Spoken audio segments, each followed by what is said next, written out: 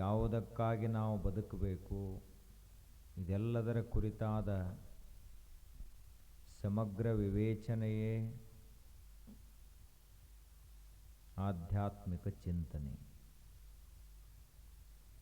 ಅಧ್ಯಾತ್ಮ ಏನು ಮಾಡ್ತದ? ನಮ್ಮ ಜೀವನಕ್ಕೆ ಯೋಗ್ಯ ಮಾರ್ಗದರ್ಶನ ಮಾಡ್ತದೆ.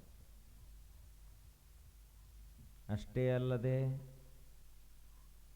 ಈ ರೀತಿಯಾಗಿ ಬಾಳಬೇಕು ಅಂಥೇಳಿ ಬಾಳಿನ ಸಮಸ್ತ ಸಾರವನ್ನು ತಿಳಿಸಿಕೊಡ್ತದೆ.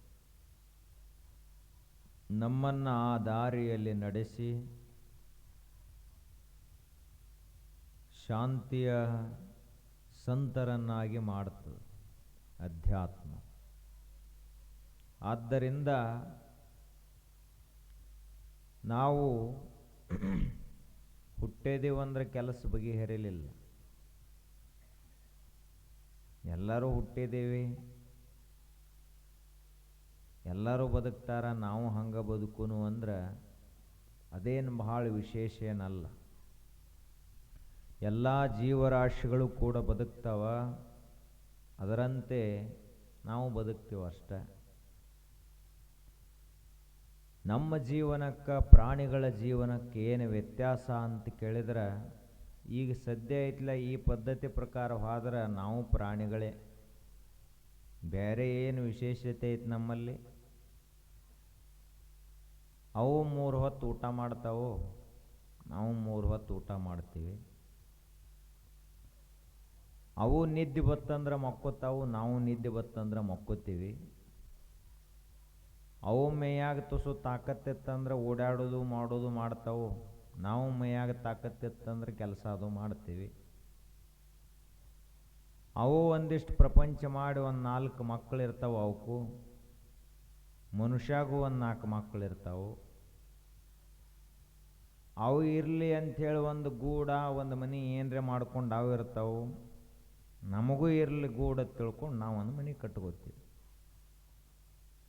ಇಷ್ಟ ನಡೆದೈತೆ ನಮ್ದು. ಇದನ್ನು ಬಿಟ್ಟು ಬೇರೆ ಏನು ನಡೆದಿಲ್ಲ.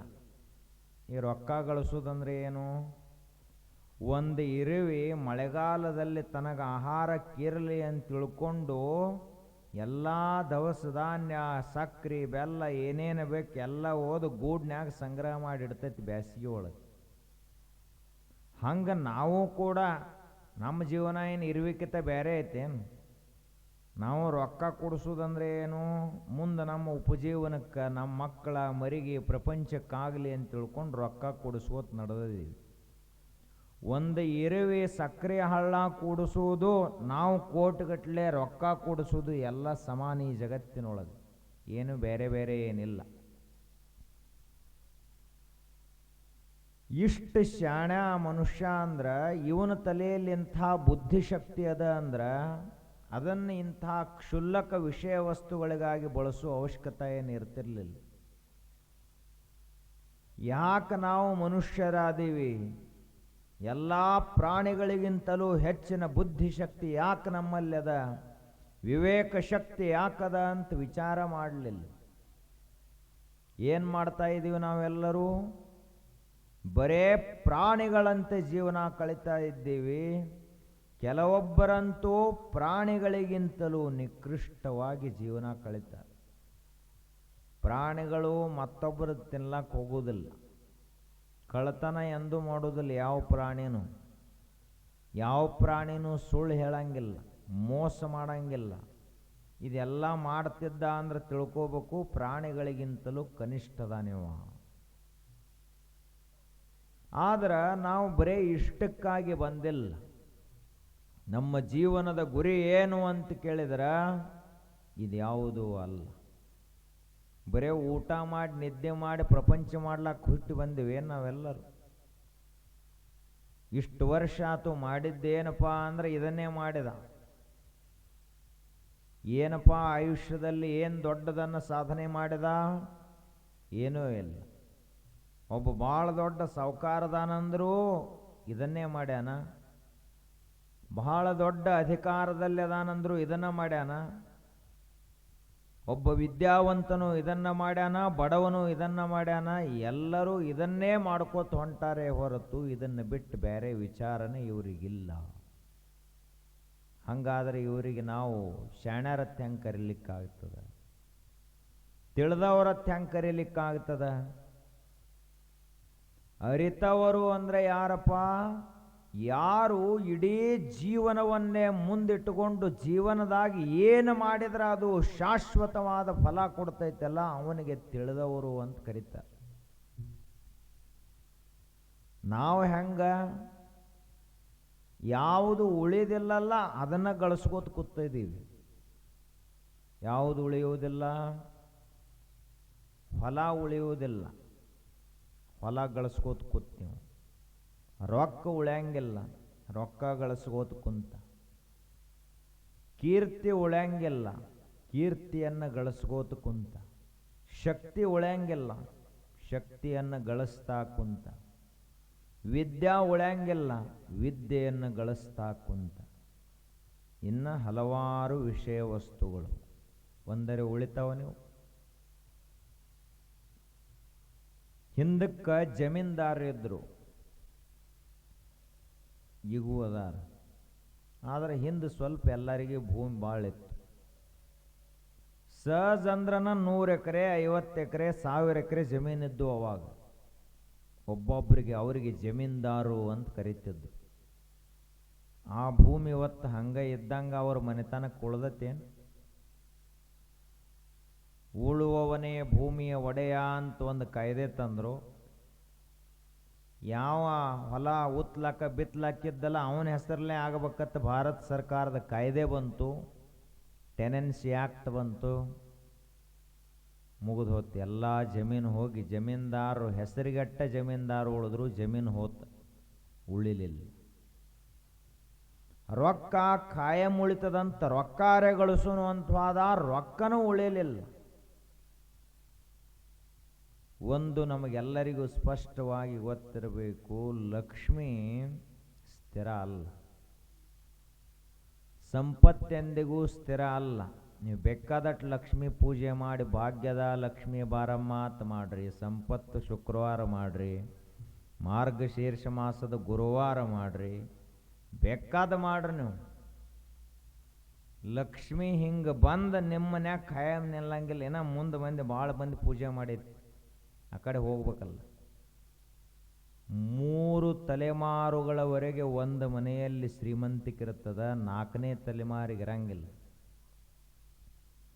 ಮೊದಲ ಮುತ್ಯಾನ ಕಾಲಕ್ಕೆ ದುಡಿದು ಗಳಿಸಿದ್ದ ಅವ ಅಜ್ಜ ಶ್ರೀಮಂತಿಕೆ ಉಳಿತು. ಅವ ದುಡ್ದಾನ, ಅವನ ಬೆವರ ಹನಿಗಳು ಅವನ ಮಗನಿಗೆ ನೆನಪಿದ್ದು ಅವಟ್ಟು ಉಳಿಸ್ಕೊಂಡು ಹೋದ. ಮುಂದೇನು ಮೊಮ್ಮಗ ಹುಟ್ಟಿದಲ್ಲ, ಅವ ಏನು ಬಡತನ ಅಂದ್ರೆ ಗೊತ್ತಿಲ್ಲ, ಅವನಿಗೆ ದುಡಿಯೋದಂದ್ರೆ ಗೊತ್ತಿಲ್ಲ.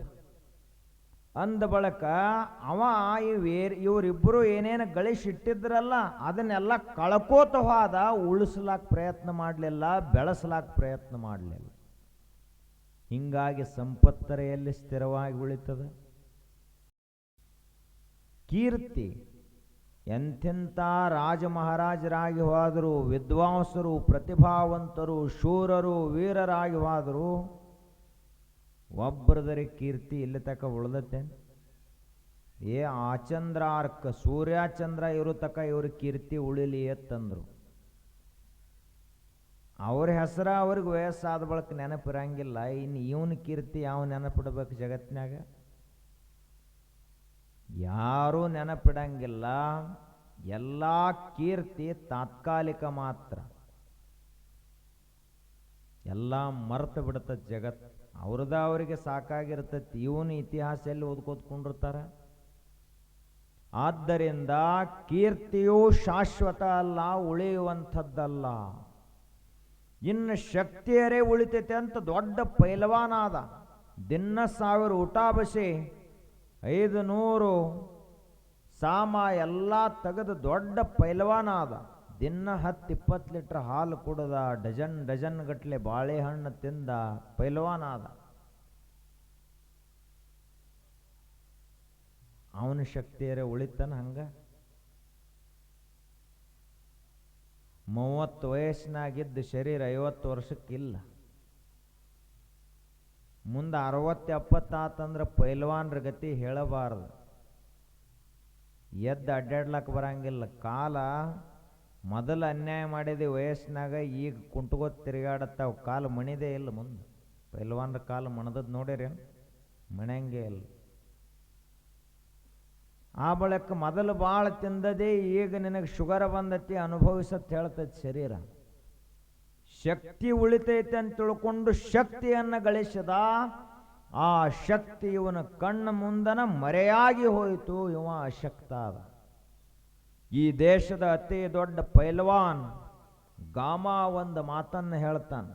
ದೊಡ್ಡ ಪೈಲ್ವಾನ್ ಅವೇನು ಸಾಮಾನ್ಯ ಪೈಲ್ವಾನ್ ಇರಲಿಲ್ಲ. ಅವ ಹೇಳ್ತಾನೆ, ಯಾವಾಗ ನೆಲಕ್ಕೆ ಬಿದ್ದಲ್ಲ ಅವಾಗ ಅವ ಹೇಳ್ತಾನ, ನನಗೆ ಮೊದಲ ಗೊತ್ತಾಗಲಿಲ್ಲ, ಬುದ್ಧಿಯಿಂದ, ಸಹನ ಶಕ್ತಿಯಿಂದ, ತಪಸ್ಸಿನಿಂದ, ಸತ್ಯದಿಂದ ಹೋರಾಟ ಮಾಡ್ಲಾಕ ಬರ್ತೈತಿ, ಅದರಿಂದ ಈ ಸ್ವಾತಂತ್ರ್ಯ ತಗೊಳಕ್ ಬರ್ತೈತಿ ಅಂತ ನನಗೆ ಗೊತ್ತಾಗಲಿಲ್ಲ. ಗೊತ್ತಾಗಲಾರ್ದಕ್ಕೆ ಶಕ್ತಿನ ಎಲ್ಲ ಅಂತ ತಿಳ್ಕೊಂಡು ಇಷ್ಟೆಲ್ಲ ಶರೀರವನ್ನು ಬೆಳೆಸಿನಿ. ಆದರೆ ಇವತ್ತು ನನ್ನ ಕಾಲು ನನಗೆ ಎತ್ತಿಡ್ಲಾಕ ಬರವಲ್ದು, ಅಷ್ಟು ಭಾರ ಆಗ್ಯಾವ. ಒಂದು ಬಳಕ ಎಲ್ಲಿ ಹೋದ ಶಕ್ತಿ?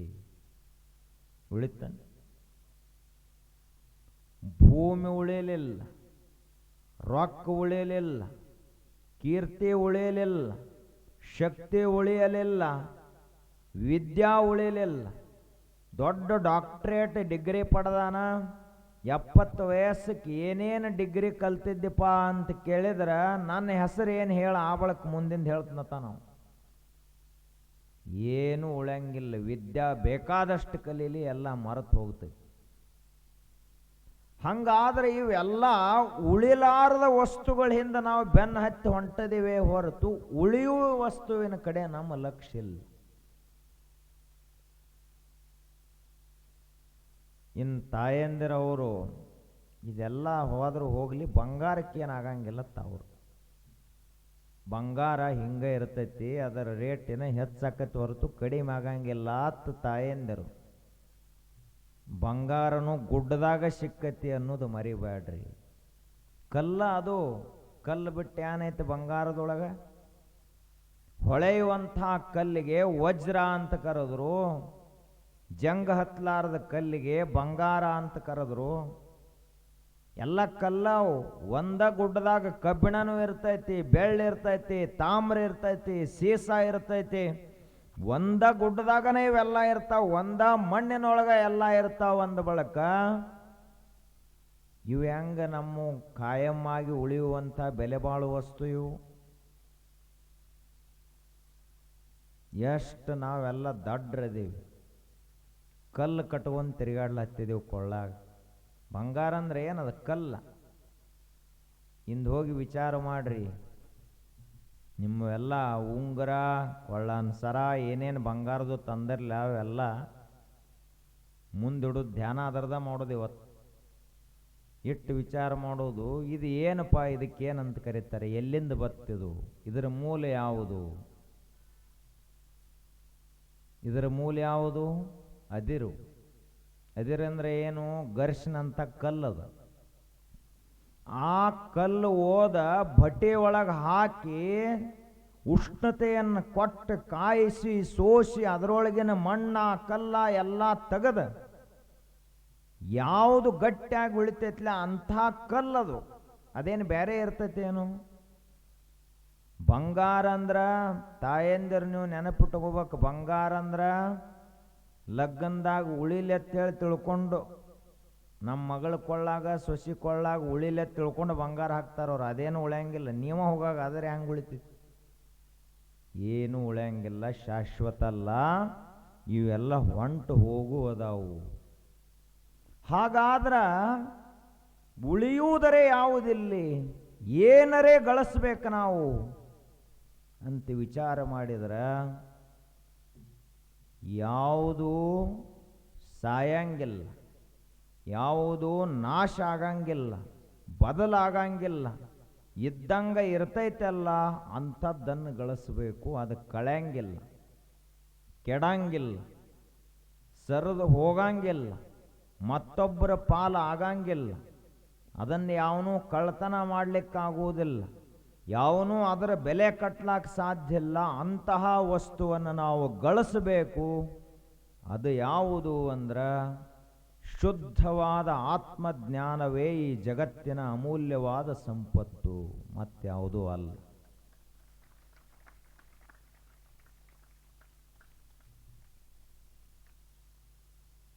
ಆ ಸಂಪತ್ತನ್ನು ಗಳಿಸ್ಬೇಕು ನಾವು. ಆದರೆ ಗಳಿಸಿದೀವೇನಿಗೆ ಎಲ್ಲರೂ ಇದನ್ನು ಇವತ್ತಿಂದ ದಾನ ಮಾಡತ್ ನಾವೇನು ಹೇಳ್ತಾ ಇಲ್ಲ. ಇರಲಿ, ಮನ್ಯಾಗ ರೊಕ್ಕ ಇರಲಿ, ಬಂಗಾರ ಇರಲಿ, ಬೆಳ್ಳಿರಲಿ, ಹೊಲ ಆಸ್ತಿ ಪಾಸ್ತಿ ವಿದ್ಯಾ ಎಲ್ಲ ಇರಲಿ, ಆದ್ರೆ ಇದರದ್ದು ಪರಿಮಿತಿ ಇತಿಮಿತಿ ಎಷ್ಟೈತೆ ಅಂತ ಗೊತ್ತಿರಬೇಕು.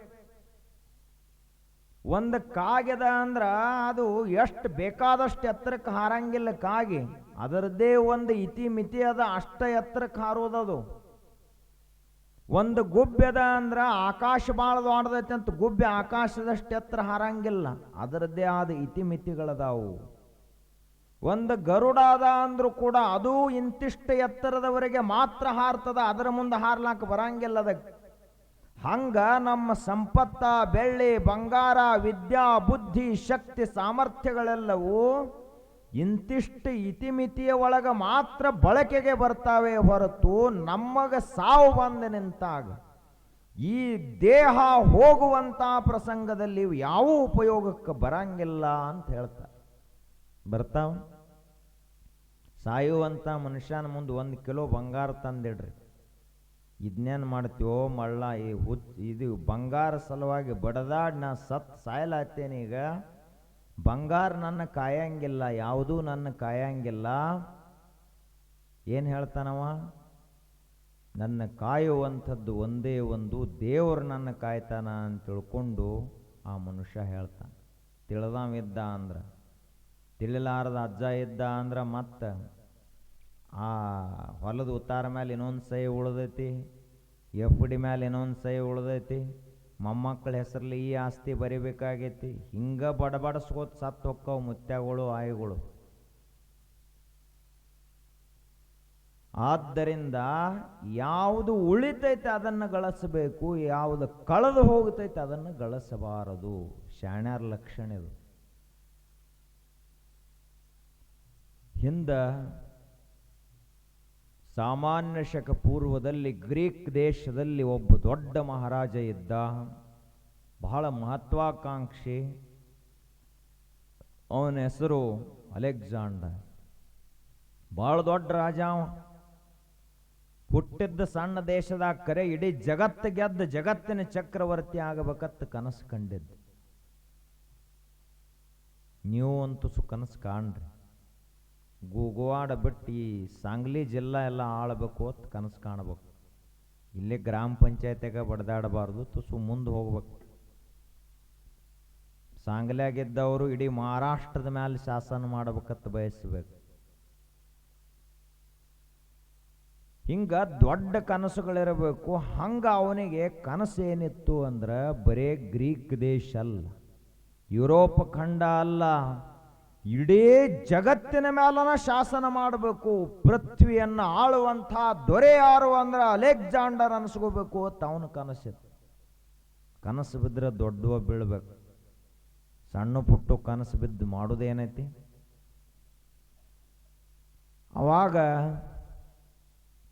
ಅವ ಜಗತ್ತನ್ನೆಲ್ಲ ಗೆಲ್ಲುತ್ತಾ ಬಂದ. ಅದೇನು ಸಾಮಾನ್ಯ ಕೆಲಸ ಏನು ಜಗತ್ತು ಗೆಲ್ಲೋದಂದ್ರೆ? ಎಷ್ಟು ಮಂದಿ ರಾಜ ಮಹಾರಾಜರಿದ್ದರು, ಎಲ್ಲರನ್ನು ಸೋಲಿಸ್ಕೋತ ಬಂದ. ಸಾಮ ದಾನ ದಂಡ ಭೇದ ಅನ್ನುವಂಥ ಚತುರೋಪಾಯಗಳನ್ನು ಬಳಸಿ ಯುದ್ಧ ಮಾಡ್ಕೋತ ಬಂದ. ಇವು 4 ಬಹಳ ದೊಡ್ಡ ಉಪಾಯಗಳು. ಮೊದಲಿಗೆ ಸಾಮೋಪಾಯ ಅಂದ್ರೆ ಶತ್ರು ಅದಾನಂತ ಇಟ್ಕೊಳ್ಳೋನು, ಅವನ ಭಾಳ ಮೆತ್ತಗೆ ಮಾತಾಡಿ ಅವನು ಹೊಲಿಸ್ಕೊಳ್ಳೋದು. ಅವನು ಹೊಲಿಸ್ಕೊಂಡ್ರೆ ಮುಗಿದು ಹೋತಲ್ಲ, ಅವನು ಗೆದ್ದಂಗೆ ಇವ. ಸಾಮೋಪಾಯ. ಆ ಬಳಿಕ 2ನೇದ್ದು ಭೇದೋಪಾಯ. ಅವರವರೊಳಗೆ ಜಗಳ ಹಚ್ಚಿಬಿಡೋದು. ಇದೇನಪ್ಪ 2ನೇದ್ದು? ಮನ್ಯಾಗ ಹೋಗಿ ಮಾಡಿರಿ ಮತ್ತೆಲ್ಲ ಇವು ಯುದ್ಧದ್ದು ಅದಾವ ಇವು. 3ನೇದ್ದು ದಾನ. ಶತ್ರು ದುರ್ಬಲ ಇದ್ದ, ಅವ ಇದು ಯಾವುದಕ್ಕೂ ಮನೆಯಲ್ಲಿಲ್ಲ ಅಂದ್ರೆ ರೊಕ್ಕ ಕೊಟ್ಟರೆ ಅವನು ನಮ್ಮ ಕಡೆ ಮಾಡ್ಕೊಳ್ಳೋದು ದಾನ. ನಾಲ್ಕನೆಯದು ದಂಡೋಪಾಯ, ಅಂದ್ರೆ ಯುದ್ಧ ಮಾಡಿ ಅವನನ್ನು ಗೆದ್ದ ಮುಂದೆ ಹೋಗುವುದು. ಇದು ನಾಲ್ಕನೇ ಉಪಾಯ. ಹಿಂಗೆ 4 ಉಪಾಯಗಳನ್ನು ಬಳಸಿ ಒಂದು ರಾಜ್ಯ, ಒಂದು ದೇಶ ಆದ ಬಳಿಕ ಇನ್ನೊಂದು ದೇಶ, ಹಿಂಗೆ ಖಂಡಗಳನ್ನೆಲ್ಲ ಗೆಲ್ಲುತ್ತಾ ಭಾರತ ದೇಶಕ್ಕೆ ಬಂದ. ಇದು ಇತಿಹಾಸ, ಪುರಾಣದ ಕಥೆ ಅಲ್ಲ. ಆ ಬಳಿಕ ಇಲ್ಲಿ ಎಲ್ಲ ಕೆಲವೊಂದಿಷ್ಟು ಉತ್ತರ ಭಾರತದ ಪ್ರದೇಶವನ್ನು ಗೆದ್ದ. ಆ ಬಳಿಕ ಮುಂದೆ ಶರೀರದಾಗ ಆರೋಗ್ಯ ಸರಿ ಉಳಿಲಿಲ್ಲ. ಇನ್ನು ಇಲ್ಲಿ ಎಲ್ಲರೇ ಮತ್ತೊಂದು ದೇಶದಾಗ ಸಾಯುವುದಕ್ಕಿಂತಲೂ ನನ್ನ ಜನ್ಮಭೂಮಿಯಲ್ಲಿ, ಮಾತೃಭೂಮಿಯಲ್ಲಿ ನನ್ನ ದೇಹ ನೆಲಕ್ಕೆ ಬೀಳಲಿ ಅಂತ ತಿಳ್ಕೊಂಡು ಹೊಳ್ಳಿ ಹೊಂಟ. ಸೈನ್ಯವನ್ನು ಹೊಳ್ಳಿ ತಿರುಗಿಸಿದ. ಜಗತ್ತು ಗೆಲ್ಲಬೇಕಂತ ಹೋಗಿದ್ದ. ಜಗತ್ತಿದ ಯಾರಿಗೂ ವಶ ಆಗಿಲ್ಲದು, ಯಾರ ನಿಯಂತ್ರಣದೊಳಗೂ ಇಲ್ಲಿ ಜಗತ್ತು. ಅವಾಗ ಶರೀರದಾಗ ಆರೋಗ್ಯ ಕೆಟ್ಟು ಹೋಯಿತು.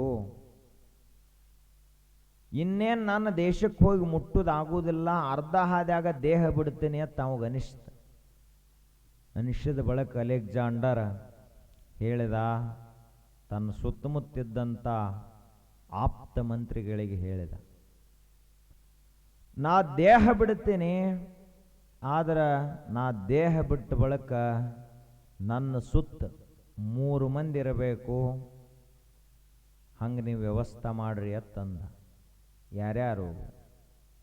ಮೊದಲನೇದ್ದು, ನನ್ನನ್ನು ದಿನಂಪ್ರತಿಯಾಗಿ ನನ್ನ ಆರೋಗ್ಯ ತಪಾಸಣೆ ಮಾಡುವಂಥ ಡಾಕ್ಟ್ರ್, ವೈದ್ಯ ಇರಬೇಕು. ಎರಡನೆಯದಾಗಿ, ಇವತ್ತು ದಿವಸ ಚಲೋ ಐತಿ, ಇವತ್ತು ದಿವಸ ಕೆಟ್ಟೈತಿ, ಇದು ಮುಹೂರ್ತ ಚಲೋ ಐತಿ, ಕೆಟ್ಟೈತಿ, ನೀವು ಕೆಲಸ ಮಾಡ್ರಿ, ಇದನ್ನು ಮಾಡಬೇಡ್ರಿ ಅಂತ ಹೇಳುವಂಥ ಒಬ್ಬ ಜ್ಯೋತಿಷಿ ಇರಬೇಕು. ಆ ಬಳಿಕ ಮೂರನೆಯದಾಗಿ, ಹಗಲ ರಾತ್ರಿ ಎನ್ನದೇ ನನ್ನ ಪ್ರಾಣ ರಕ್ಷಣೆ ಮಾಡ್ತೀನಿ ಅಂತ ಮಾತು ಕೊಟ್ಟಂತ ಸೇನಾಪತಿ ಇರಬೇಕು. ಇವು 3 ಮಂದಿ ನಾ ದೇಹ ಬಿಡುವ ಸಂದರ್ಭದಾಗ ಇರಬೇಕು ಅಂತ ಹೇಳಿದ. ಅವಾಗ ಆಯ್ತು ಅಂತ ಮಂತ್ರಿಗಳು ಹೇಳಿದರು. ಇವರು 3 ಮಂದಿ ಇದ್ರ. ಡಾಕ್ಟರ್ ಇದ್ದ, ಎರಡನೆಯದಾಗಿ ಜ್ಯೋತಿಷಿ ಇದ್ದ, ಮೂರನೆಯದಾಗಿ ಸೇನಾಪತಿ ಇದ್ದ. ಇವರೆಲ್ಲರೂ ನೋಡ್ತಾ ಇರುವಾಗಲೇ, ಲಕ್ಷಾಂತರ ಜನ ಸೈನಿಕರು, ಪ್ರಜೆಗಳೆಲ್ಲರೂ ನೋಡ್ತಾ ಇರುವಾಗಲೇ, ಜಗತ್ತು ಗೆಲ್ಲಬೇಕು ಅಂತ ಹೋದಂತ ಅಲೆಕ್ಸಾಂಡರ್ ಕಣ್ಣು ಮುಚ್ಚಿದ, ಕೊನೆಯ ಉಸಿರನ್ನ ಎಳೆದ. ಹೊರಗೆ ಹೋದ ಉಸಿರ ಹೊರಗೆ ಹೋಯ್ತು, ಒಳಗೆ ಬರಲಿಲ್ಲ. ಯಾವ ಕೈಯಲ್ಲಿ ಖಡ್ಗವನ್ನು ಹಿಡಿದು ಹೋರಾಟ ಮಾಡಿದರೆ ಜಗತ್ತೇ ನಡಗುತ್ತಾ ಇತ್ತು, ಅಂಥ ಕೈಗಳು ನೆಲಕ್ಕೆ ಬಿದ್ದಿದ್ದು. ಯಾವ ಮನುಷ್ಯ ಚಕ್ರವರ್ತಿ ಆಗಬೇಕು ಅಂತ ಕನಸು ಕಂಡಿದ್ದ, ಇವತ್ತವ ಹೆಣ ಆಗಿ ನೆಲಕ್ಕೆ ಬಿದ್ದ. ಅವಾಗ ಯಾಕ ಅಂತ ಹಿಂಗ್ಯಾಕೆ ಹೇಳಿದ್ರಿ ಅಂತ ಮೊದಲೇ ಕೇಳಿದ್ರಿ ಅವರು, ದೇಹ ಬಿಡುಕಿತ್ತ ಮೊದಲ. ಅವಾಗ ಅವ ಅಲೆಕ್ಸಾಂಡರ್ ಹೇಳಿದ,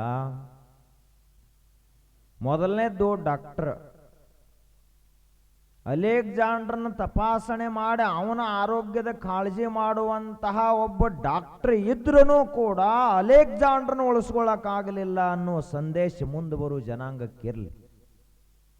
ಮುಂದಿನ ಜನ ಇದನ್ನು ತಪ್ಪಬಾರದು. ಬಹಳ ದೊಡ್ಡ ಡಾಕ್ಟರ್ ಅದಾನ, ನಾವು ಡಾಕ್ಟರ್ನ ವಿಶ್ವಾಸನದ ಮೇಲೆ 100 ವರ್ಷ ಬದುಕ್ತೀವಂದ್ರೆ ಅದು ಸಾಧ್ಯ ಇಲ್ಲ ಈ ಜಗತ್ತಿನೊಳಗೆ. ಡಾಕ್ಟರ್ಗ ತನ್ನ ಹಾರ್ಟನ ಯಾವಾಗ ನಿಲ್ತೈತೆ ಗೊತ್ತಿಲ್ಲ. ನಮ್ಮ ಹಾರ್ಟಿನ ಗ್ಯಾರಂಟಿ ಏನು ಕೊಡ್ತಾನವ? ನಮ್ಮ ಆರೋಗ್ಯದ ಗ್ಯಾರಂಟಿ ಏನು ಕೊಡ್ತಾನ? ಅವನ ಮೆದುಳನ ಯಾವಾಗ ಕೆಲಸ ನಿಲ್ಲಿಸ್ತೈತಿ ಗೊತ್ತಿಲ್ಲ. ಅವನ ಉಸಿರು ಯಾವಾಗ ನಿಂತು ಹೋಗ್ತದ ಗೊತ್ತಿಲ್ಲ. ಅವನ ಶರೀರ ಯಾವಾಗ ಬಿದ್ದು ಹೋಗ್ತದ ಗೊತ್ತಿಲ್ಲ.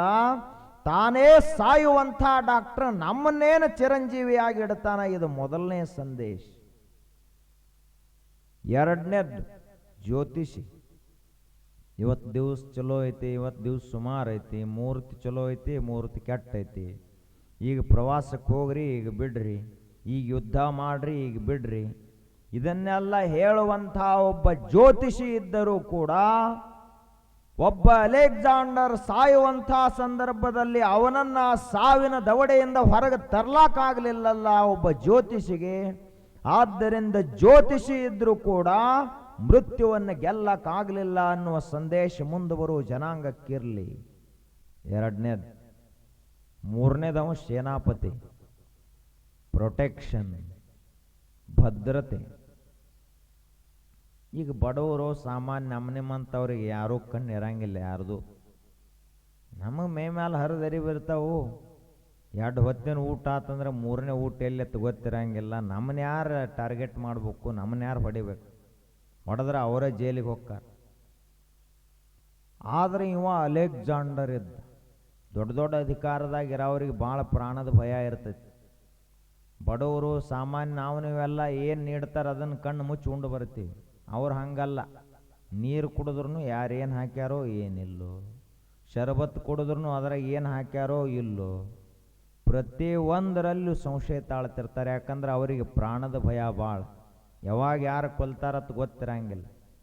ಹಂಗ ಸೇನಾಪತಿ ಯಾಕಂದ್ರೆ ಮಹಾರಾಜರೇ, ನಿಮಗ ಯಾವನೂ ಕೂಡ ಒಂದು ಕೂದಲು ಕೊಂಕು ಮಾಡ್ಲಕ್ಕಾಗೋದಿಲ್ಲ, ನಿಮ್ಮ ನೆರಳನ್ನು ಸಹಿತ ಸ್ಪರ್ಶ ಮಾಡ್ಲಕ್ಕಾಗೋದಿಲ್ಲ.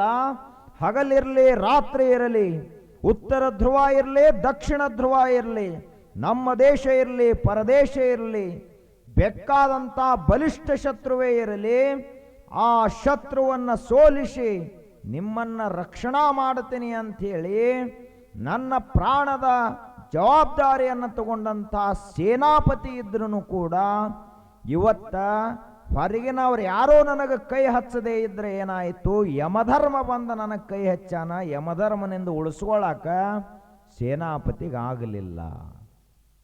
ಈ ಸಂದೇಶ ಮುಂದಿನವ್ರಿಗಿರಲಿ. 3 ಸಂದೇಶವು ಯಾವ್ಯಾವು? ಮೊದಲನೇದಾಗಿ ಒಬ್ಬ ಡಾಕ್ಟರ್ ನಮ್ಮನ್ನು ಉಳಿಸ್ತಾನೇನು? ಗುಳಿಗೆ ಇಂಜೆಕ್ಷನ್ ನಮ್ಮನ್ನು ಉಳಿಸ್ತಾವೇನು? ಇಲ್ಲ. ಎರಡನೇದಾಗಿ ಜ್ಯೋತಿಷಿಗಳು ಪಂಚಾಂಗ ಅವು ಇವು ನಾವು ಸಾಯುವ ಸಂದರ್ಭದಾಗ ಉಳಿಸ್ತಾವೇನು? ಏನೂ ಇಲ್ಲ. ಮೂರನೇದು ಸೇನಾಪತಿ, ಅವರೇ ನಮ್ಮನ್ನು ಉಳಿಸ್ತಾನನು? ಇಲ್ಲ. ಹಾಗಾದ್ರೆ ನಮ್ಮನ್ನು ಉಳಿಸೋದು ಯಾವುದು ಅಂತ ಕೇಳಿದ್ರೆ ಸಾಯುವುದೇ ಈ ಜಗತ್ತಿನೊಳಗೆ. ಸಾಯುವುದನ್ನು ಯಾರು ತಡ್ಲಕ್ಕಾಗೋದಿಲ್ಲ.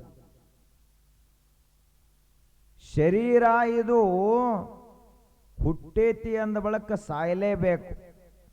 ಇದನ್ನು ಯಾವನೂ ಸಾಯಲಾರ್ದಂಗೆ ಮಾಡ್ಲಕ್ಕ ಆಗುವುದಿಲ್ಲ. ಅಂಥ ಔಷಧಿನ ಈ ಜಗತ್ತಿನಾಗಿಲ್ಲ. ಸಂಜೀವಿನಿ ಅಂದ್ರೂ ಆ ಸಂಜೀವಿನಿ ಅನ್ನೋ ಹೆಸರು ಇದಕ್ಕಲ್ಲದು, ಅದು ಆತ್ಮವಿದ್ಯೆಗಿರುವಂಥ ಹೆಸರು. ಸಂಜೀವಿನಿ ಕಡ್ಡೆ ಅಂತಾರಲ್ಲ, ಸಂಜೀವಿನಿ ಕಡ್ಡೆ ಅಂದರೆ ಇದು ಭೌತಿಕ ಕಡ್ಡೆ ಅಲ್ಲದು. ಇದು ಸಾಯುವುದೇ ಶರೀರಕ್ಕೆ ಸಾವದ. ಆದ್ದರಿಂದ ಈ ಜಗತ್ನ್ಯಾಗ ಉಳಿಯುವುದರೇ ಯಾವುದಪ್ಪ? ಇದನ್ನು ನಾವು ವಿಚಾರ ಮಾಡ್ತಾ ಇದ್ದೀವಿ. ಯಾವುದು ಉಳಿತೈತಿ? ಮಹಾತ್ಮರು ತಿಳಿದವ್ರು ಹೇಳ್ತಾರ, ಇದು ಯಾವುದೂ ಉಳಿಯಂಗಿಲ್ಲ. ಇದನ್ನು ಮೊದಲು ಗಟ್ಟಿಯಾಗಿ ನೆನಪಿಟ್ಟುವ. ನೀವೆಲ್ಲ ಸ್ಮಶಾನಕ್ಕೆ ಹೋದಾಗ ಮಾತಾಡ್ತೀರಿ, ಏನಪ್ಪ ಎಂಥ ಗಳಿಸಿಟ್ಟಿದ್ದ, ಯಾವುದೂ ಅವನು ಹಿಡಿದು ಬದುಕಿಸ್ಲಿಲ್ಲ ಅಂತ ಮಾತಾಡ್ತೀರಿ. ಮಹಾತ್ಮರು ಹೇಳೋದು ಇದ ಮಾತ. ಆದರೆ ನೀವು ಸ್ಮಶಾನದಾಗ ಏನು ಮಾತಾಡಿರ್ತಿರಲ್ಲ, ಅದನ್ನು ಮನೆಗೆ ಬರೋ ತಕ್ಕ ನೆನಪಿಟ್ಟುಕೊಂಡಿರಂಗಿಲ್ಲ. ಮನೆಗೆ ಬಂದು ಒಮ್ಮೆ ಜಳಕ ಮಾಡಿ ಹೊಳ್ಳಿ ಊಟ ಆತಂದ್ರೆ ಮುಗಿದು ಹೊತ್ತು ಮಾತು ಮರ್ತ ಬಿಡುತ್ತೆ. ಮುಂದೆ ನಾವು ಸತ್ತಾಗೂ ಇದೇ ಮಾತಾಡ್ತೀರಿ, ಸಾಯೋ ತಕ ಇದನ್ನು ಮಾತಾಡಿದ್ರು ಕೂಡ ಇದೇ ತತ್ವಜ್ಞಾನ ಅಂತ ನಮಗೆ ಗೊತ್ತಾಗಲಿಲ್ಲ. ಯಾವುದೂ ಉಳಿಯಂಗಿಲ್ಲಪ್ಪ, ಯಾವುದೂ ನಮ್ಮ ಜೊತೆ ಬರಂಗಿಲ್ಲ. ಬರ್ತೈತೇನು? ಯಾವುದೂ ಬರಂಗಿಲ್ಲ. ಅದಕ್ಕೆ ಉಳಿಯುವುದು ಯಾವುದು? ಹಾಗಾದ್ರೆ ಇದು ಯಾವುದೂ ಉಳಿಯಂಗಿಲ್ಲ ಅಂತ ಹೇಳಿದ್ರಿ. ಶರೀರ ಉಳಿಯಂಗಿಲ್ಲ, ಹೊರಗಿನ ಸಂಪತ್ತು ಉಳಿಯಂಗಿಲ್ಲ, ಮಂದಿ ಮಕ್ಕಳು ಉಳಿಯಂಗಿಲ್ಲ, ಬೀಗರು ಉಳಿಯಂಗಿಲ್ಲ, ಯಾರೂ ಉಳಿಯಂಗಿಲ್ಲ. ಹಂಗಾದ್ರೆ ಉಳಿಯುವುದ್ರೆ ಏನು? ಉಳಿಯುವುದು ನಮ್ಮ ಒಳಗ ಐತಿ. ಅದು ನಮ್ಮಿಂದ ಬೇರೆ ಇಲ್ಲ, ನಮ್ಮ ಆತ್ಮ ಸ್ವರೂಪವೇ ಅದ. ಅದಕ್ಕೆ ಸಾವಿಲ್ಲ, ಶರೀರಕ್ಕೆ ಸಾವೈತಿ. ನಾವೇನು ತಿಳ್ಕೊಂಡಿದ್ದೀವಿ? ಸಾಯ್ತೀವಂದ್ರೆ ನಾವ ಸತ್ತು ಹೊಕ್ಕಿವಿ ಅಂತ ತಿಳ್ಕೊಂಡದೀವಿ, ಅದು ತಪ್ಪ. ನಾವು ಸಾಯಂಗಿಲ್ಲ, ನಮ್ಮ ಒಂದು ರೂಪವಾದ ಶರೀರ ಸಾಯ್ತೈತಿ, ನಮ್ಮ ಒಳಗಿರುವಂಥ ಚೈತನ್ಯ ಹಂಗ ಉಳಿತದೆ. ಸಾಯುವುದ್ಯಾವುದು? ಶರೀರ. ಆತ್ಮಜ್ಞಾನಿಗಳ ತ್ಯಾರಿಗೆ ಕರೀತಾರ. ಸಾಯುವಂಥ ಶರೀರವನ್ನು ಸಾಕ್ಷಿ ದೃಷ್ಟಿಯಿಂದ ನೋಡ್ಕೋತಾರ ಇರ್ತಾರಲ್ಲ ಅವರಿಗೆ ಆತ್ಮಜ್ಞಾನಿಗಳು ಅಂತ ಕರೀತಾರೆ. ಇವ ಸಾಯ್ತೀನಿ ಅಂತ ಗೊತ್ತಾಯ್ತು ಅಂದ್ರೆ ಅಳ್ಳಕ್ಕೆ ಚಾಲು ಮಾಡ್ತಾನೆ. ಇಂಥ ಮನುಷ್ಯ ಅಜರಾಮರ ಅಲ್ಲವ. ಆದ್ದರಿಂದ ನಾವು ಇದನ್ನೆಲ್ಲ ತಿಳ್ಕೋಬೇಕಂದ್ರೆ ಮುಂದೇನು ಮಾಡಬೇಕು? ಯಾರು ತಿಳಿದವರದಾರಲ್ಲ ಅವರ ಸಮೀಪ ಇರ್ಲಾಕ ಕಲಿಬೇಕು, ಅವರ ಸಂಘ ಮಾಡಬೇಕು. ಅವರ ಸಾನ್ನಿಧ್ಯದಲ್ಲಿ ಇದ್ದೀವಿ ಅಂದ್ರೆ ನಾವು ಅಷ್ಟು ತಿಳ್ಕೊತೀವಿ. ಕುಡುಕರ ಸಂಘ ಮಾಡಿದ ಮನುಷ್ಯ ಕುಡುಕನಾಗ್ತಾನೆ. ರೊಕ್ಕ ಗಳಿಸೋರ ಸಂಘ ಮಾಡಿದ ಮನುಷ್ಯ ರೊಕ್ಕ ಗಳಿಸ್ತಾನೆ.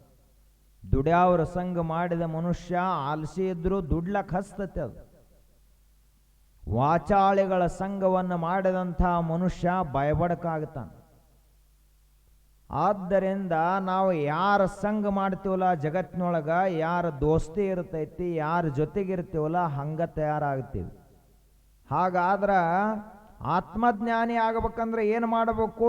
ಯಾರ ಆತ್ಮಜ್ಞಾನಿಗಳದಾರಲ್ಲ ಅವ್ರ ಸಂಘ ಮಾಡಬೇಕು. ಯಾರು ಈಗಾಗಲೇ ಬಲ್ಲವರದಾರಲ್ಲ, ಸಾಧು ಸತ್ಪುರುಷರು, ಸಂತ ಮಹಾತ್ಮರು, ತ್ಯಾಗಿಗಳು, ಯೋಗಿಗಳು, ಮನೀಷಿಗಳು, ತತ್ವಜ್ಞಾನಿಗಳು, ಋಷಿ ಮುನಿಗಳು, ಶರಣರದಾರಲ್ಲ ಅಂಥವರ ಸಂಘ ಮಾಡ್ಲಾಕ ಕಲಿಬೇಕು. ಅವರು ಬರದಂಥ ಹೇಳಿದಂಥ ಮಾತುಗಳನ್ನು ಓದ್ಲಾಕ, ತಿಳ್ಕೊಳ್ಳಾಕ, ಚಿಂತನೆ ಮಾಡ್ಲಾಕ ಪ್ರಯತ್ನ ಮಾಡಬೇಕು. ಅವಾಗ ನಮಗೆ ಯಾವುದು ಉಳಿತೈತ್ಲ ಅದರ ಜ್ಞಾನ ಆಕೈತಿ. ಯಾರ ಸಂಘ ಮಾಡಬೇಕು ಅಂದರೆ ಎಂಥವ್ರ ಸಂಘ ಮಾಡಬೇಕು. ಆದರೆ ನಮ್ಮ ಹಣೆಯ ಬರಹ, ನಮ್ಮ ಬುದ್ಧಿ, ನಮ್ಮ ಮನಸ್ಸು ಹೆಂಗೈತಿ ಅಂದರೆ ಇವ್ರ ಕಡೆ ಹೋಗಂಗಿಲ್ಲ. ನಮ್ಮ ಮನಸ್ಸು ಬಹಳ ಬೇಗನೆ ನಾವು ಯಾಕಡೆ ಆಕರ್ಷಿತ ಆಗ್ತೀವಿ? ಚಲೋ ಪ್ರಪಂಚ ಮಾಡ್ತಿದ್ದ ಅಂದ್ರೆ ಅವನ್ ನೋಡಿ ಕಲಿತೀವಿ ಹೊರತು ಒಬ್ಬ ತ್ಯಾಗಿ ಯೋಗಿಯನ್ನು ನೋಡಿ ಕಲಿಲಾಕ ಪ್ರಯತ್ನ ಮಾಡಂಗಿಲ್ಲ. ಇದು ಯಾವುದೂ ಉಳಿಯುವುದಿಲ್ಲ ಅಂತ ಗೊತ್ತಿದ್ರೂ ಕೂಡ ಅದನ್ನು ಬಿಡ್ಲಾಕವಲ್ಲ ತಾನು ಮನುಷ್ಯ. ಇದೇ ಆಶ್ಚರ್ಯ ಈ ಜಗತ್ತಿನೊಳಗೆ. ಆದ್ದರಿಂದ ಉಳಿಯುವ ವಸ್ತುವನ್ನು ತಿಳಿಬೇಕಾದ್ರೆ ತಿಳಿದವರು ಸಂಘ ಮಾಡಬೇಕು. ಅರಿಯದವರೊಡನೆ ಸಂಗವ ಮಾಡಿದಡೆ ಕಲ್ಲು ಹೊಯ್ದು ಕಿಡಿಯ ತೆಗೆದುಕೊಂಬಂತೆ. ಬಲ್ಲವರೊಡನೆ ಸಂಗವ ಮಾಡಿದಡೆ ಮೊಸರು ಹೊಸೆದು ಬೆಣ್ಣೆಯ ತೆಗೆದುಕೊಂಬಂತೆ. ಚನ್ನಮಲ್ಲಿಕಾರ್ಜುನ ದೇವ, ನಿಮ್ಮ ಶರಣರ ಸಂಗವ ಮಾಡಿದಡೆ ಕರ್ಪೂರದ ಗಿರಿಯನು ಉರಿಕೊಂಬಂತೆ ಅಂತ ಹೇಳ್ತಾರೆ. ಯಾರ ಸಂಘ ಮಾಡಬೇಕು, ಯಾರ ಜೊತೆಗಿರಬೇಕು, ಯಾರ ಮಾತು ಕೇಳಬೇಕು ಅಂದ್ರೆ ಇಲ್ಲಿ ಹೇಳ್ತಾರೆ ಅವ್ರ ಅಕ್ಕ ಮಹಾದೇವಿ ಅವರು. ಅರಿಯದವರೊಡನೆ ಸಂಗವ ಮಾಡಿದಡೆ. ಅರಿಯದವರು ಅಂದ್ರೆ ಅವರ ದೃಷ್ಟಿಯಲ್ಲಿ ಯಾರು ನಾ ಸತ್ತು ಹೊಕ್ಕನಿ ಅಂತಂತಾರಲ್ಲ ಅವರೆಲ್ಲ ಅರಿಯದವರೇ, ತಿಳಿಲಾರದವರು, ಬುದ್ಧಿಹೀನರು, ವಿವೇಕ ಇಲ್ಲದವರು. ನಮಗೆಲ್ಲ ಸಾವಿನ ಭಾವದ.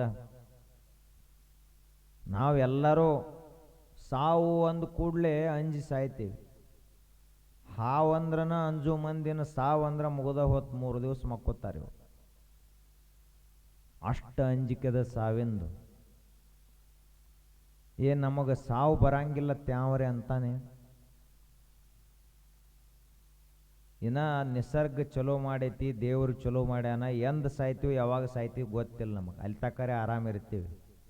ಅಕಸ್ಮಾತ್ ಏನಾದರೂ ಯಾವಾಗ ಸಾಯ್ತೀವತ್ತು ಗೊತ್ತಾಗಿದ್ರೆ ತುಸು ಮಂದಿ ಹಗಲ ರಾತ್ರಿ ಊಟ ಬಿಟ್ಟು ಗಳಿಸ್ತಿತ್ತು. ಇನ್ನು ಕೆಲವೊಂದಿಷ್ಟು ಮಂದಿ ನಿದ್ದೆನ ಮಾಡ್ತಾ ಇರಲಿಲ್ಲ. ಯಾವಾಗ ಸಾಯ್ತೀವತ್ತು ಗೊತ್ತಿಲ್ಲ. ಆದ್ದರಿಂದ ಸಾವಿನ ಭಯ ಯಾರ್ಯಾರಿಗೈತಲ್ಲ ಅವರೆಲ್ಲರೂ ಅರಿಯದವರೇ, ತಿಳಿಯದವರೇ, ಅವಿವೇಕಿಗಳೇ, ದಡ್ಡರೇ ಅಂತ ಪರಿಗಣಿಸಲ್ಪಡ್ತಾರೆ. ಇವರು ಯಾರೂ ತಿಳಿದವರಲ್ಲ. ಅರಿಯದವರೊಡನೆ ಸಂಗವ ಮಾಡಿದಡೆ ಕಲ್ಲು ಹೊಯ್ದು ಕಿಡಿಯ ತೆಗೆದುಕೊಂಬಂತೆ. ಇವ ಬ್ಯಾಸಿಗೆಯಲ್ಲಿ 2 ಕಲ್ಲು ಅದಾವಂತ ತಿಳ್ಕೊಂಡು ಬಣವಿ ಮಗ್ಲಾಕ್ ಕೂತ ಚಕಮಕಿ ಕಲ್ಲು ಕಡ್ಕೋತ ಕೂತ. ಇವಾಗೇನು ಗೊತ್ತಾ, ಆ ಕಲ್ನ್ಯಾಗ ಬೆಂಕಿ ಐತತ್ ತಿಳಿಲಾರ್ದ ಮನುಷ್ಯ ಇವ. ಮೊದಲ ಟೈಮ್ ಪಾಸ್ ಆಗಲಿ ಅಂತ ತಿಳ್ಕೊಂಡು 2 ಬಿಂಚಾಳ ತಗೊಂಡು ಹಿಂಗೆ ಕಟ್ಕೋತ ಕೂತ.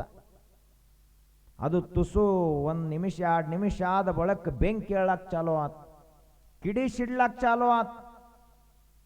ಆ ಕಿಡಿ ಎಲ್ಲಿ ಸಿಡಿತ್ತು ಅಂದ್ರೆ ಬರಬ್ಬರಿ ಹೋಗಿ ಬಣವಿಗೆನ ಬಿತ್ತು. ಯಾವ ಬಣವಿಯನ್ನ 1 ವರ್ಷಕ್ಕಾಗುವಷ್ಟು ದನಗೋಳಿಗೆ ಅಂತ ಮೇವು ಅಂತ ಒಟ್ಟಿದ್ದಲ್ಲ, ಬಣವಿ ಎಲ್ಲ ಸುಟ್ಟು ಹಾಕಿಬಿಡ್ತು 1 ಕ್ಷಣದೊಳಗೆ. ಯಾವುದು? ಕಲ್ಲು. ಅದೇ ಕಲ್ಲನ್ನ, ಅದೇ ಚಕಮಕಿ ಕಲ್ಲನ್ನ ಹೋಗಿ 3 ಕಲ್ಲು ಹೂಡಿ 1-2 ಕಟ್ಟಿಗೆ ಹಾಕಿ ಮ್ಯಾಲೊಂದು ಪಾತ್ರೆಯನ್ನು ಇಟ್ಟು ಅದೇ ಚಕಮಕಿ ಕಲ್ಲಿನಿಂದ ಕಟ್ಟದಿದ್ದ ಅಂದ್ರೆ ಅಡಿಗೆ ತಯಾರಾಗುತ್ತಿದ್ದು, ಇವ ಬದುಕ್ತಿದ್ದ. ಅವಾಗ ಕಲ್ಲು ಎಲ್ಲಿ ಕಟ್ಟಿಬೇಕಂತ ಗೊತ್ತಿಲ್ಲ, ಕಲ್ಲು ಅವ ಅದಾವ, ಆ ಕಲ್ಲಿನಲ್ಲಿ ಬೆಂಕಿನೂ ಅದ ಐತಿ. ಆದ್ರೆ ತಿಳಿಲಾರದ ಮನುಷ್ಯನ ಕೈಯಲ್ಲಿ ಆ ಕಲ್ಲನ್ನು ಕೊಟ್ಟದ್ದರಿಂದಾಗಿ ಅವ 1 ಬಣವಿ ಸುಟ್ಟ, ಊರು ಸುಟ್ಟ, ಗುಡಿಸ್ಲಾ ಸುಟ್ಟ. ಎದಕ್ಕ ಗೊತ್ತಿರಲಿಲ್ಲ ಅವನಿಗೆ. ಬಲ್ಲವರೊಡನೆ ಸಂಗವ ಮಾಡಿದಡೆ ಮೊಸರು ಹೊಸೆದು ಬೆಣ್ಣೆಯ ತೆಗೆದುಕೊಂಬಂತೆ. ತಿಳಿದವ್ರ ಸಮೀಪ ಇದ್ದೀವಿ ಅಂದ್ರೆ ನಮಗೂ ತಿಳುವಳಿಕೆ ಬರ್ತದೆ. ಅದಕ್ಕೆ ಮೊದಲಿನ ಶಾಲೆಗೆ ಹೋಗು ಹುಡುಗರಿಗೆ ಹೇಳ್ತಿದ್ರು ಮನ್ಯಾಗ ಅವ್ವ ಅಪ್ಪ, ಯಾವ ಶಾಲ್ಯಾಗ ಹುಷಾರದ ನೋಡು ಅವನ ಮಗ್ಲು ಕುಂಡ್ರುತ್ ಬಾ ಅಂತ ಹೇಳ್ತಿದ್ರು. ಈಗ ಏನಿಲ್ಲ, ಈಗ ಮಂದಿ ಇನ್ನೇನು ಹೇಳಂಗೆ ಇಲ್ಲಿ. ಯಾವ ಶಾಣೆ ಅದಲ್ಲ ಅವನ ಮಗ್ಲು ಕುಂಡ್ರೋದ್ರಿಂದ ನಿನಗೂ ಅವ ಹೆಂಗೆ ಅಭ್ಯಾಸ ಮಾಡ್ತಾನ ಅದೆಲ್ಲ ಗೊತ್ತಾಗಿ ಇವನು ಶಾಣೆ ಆಗ್ತಾನಂತ ಅವ್ರ ಭಾವನಾ. ಬಲ್ಲವರೊಡನೆ ಸಂಗವ ಮಾಡಿದಡೆ ಮೊಸರು ಹೊಸೆದು ಬೆಣ್ಣೆಯ ತೆಗೆದುಕೊಂಬಂತೆ. ಈಗ ಹಾಲ ಹಂಗ ಇಟ್ರಿ ಅಂದ್ರೆ 8 ತಾಸಿಗೆ ಕೆಡ್ತದ? 12 ತಾಸು ಬೇಡ, 18 ತಾಸು ಆತಂದ್ರೆ ಹಾಲು ಕೆಟ್ಟು ಹೋಗಿಬಿಡ್ತದೆ. ಕೆಡ್ತೈತಿಲ್ಲ? ಚಳಿಗಾಲಲ್ಲ, ಬ್ಯಾಸಿಗೆಯಲ್ಲಿ ಭಾಳ ಬೇಗನೆ ಹಾಲು ಕೆಡ್ತದೆ. ಕಾಯಿಸಲಾರದ ಹಿಂಡಿ ಹಂಗೆ ಇಟ್ರಿ ಅಂದ್ರೆ ಕೆಟ್ಟು ಹೋಗಿಬಿಡ್ತದೆ. ಅದ ಹಾಲ ತುಸು ಕಾಯಿಸಿ ಮಾಡಿ ಆರಿದ ಬಳಕ ಉಗುರು ಬೆಚ್ಚಗಿರಾಗ ತುಸುನ ಹೆಪ್ಪು ಹಾಕಿ ಅದನ್ನು ಇಟ್ರಿ 8 ತಾಸು ಅಳಿಗಾಡ್ಲಾರ್ದಂಗಂದ್ರೆ ಮೊಸರು ತಯಾರಾಗ್ತೈತಿ. ಆ ಮೊಸರನ್ನು ಇನ್ನಷ್ಟು ಸಂಸ್ಕಾರ ಕೊಟ್ರಿ ಅಂದ್ರೆ ಅದನ್ನು ಕಟ್ಟದ್ರಿ ಅಂದ್ರೆ ಬೆಣ್ಣೆ ತಯಾರಾಗ್ತೈತಿ. ಈ ಕಡೆ ಮಜ್ಜಿಗೆನೂ ತಯಾರಾತು, ಈ ಕಡೆ ಬೆಣ್ಣೆನೂ ತಯಾರಾತು. ಆ ಬೆಣ್ಣೆಯನ್ನ ಈಗ ಕಾಸ್ತೈತ್ಲ ಮಂದಿ ಇವ್ರ ಕೈಯಾಗ ಕೊಡಬಾರ್ದು, ಅಜ್ಜಿಗಳು ಕಾಸ್ತಿದ್ರು ಬೆಣ್ಣೆ ಅವ್ರ ಕಡೆ ಕೊಡ್ಬೇಕು. ಏನು ಈಗಿನ ಮಂದಿಗೆ ಏನೂ ಗೊತ್ತೇ ಇಲ್ಲ. ನಮ್ಮ ಮೊದಲಿನ ಅಜ್ಜಿಗಳು ಬೆಣ್ಣೆ ಕಾಯಿಸ್ರಂದ್ರೆ ಊರು ತುಂಬ ವಾಸ ಬರ್ತಿತ್ತ.